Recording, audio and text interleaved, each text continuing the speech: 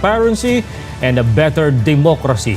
Inaasahan na magsisimula ang formal program maya-maya lamang.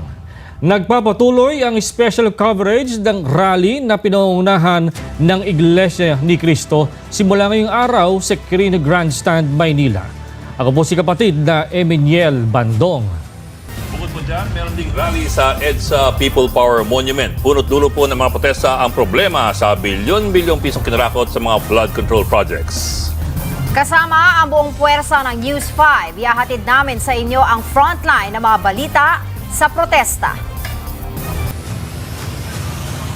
Nagmistulang dagat ang malaking bahagi ng Barangay Frances sa Kalumpit, Bulacan dahil namamalaging lubog sa tubig. Subalit ang masakit na katotohanan, may halos 100 milyong pisong pondo pala para mapigilan ang pagbaha sa kanilang dako. Ito ang lalong naglubog sa tiwala at pag-asa ng ating mga kababayan.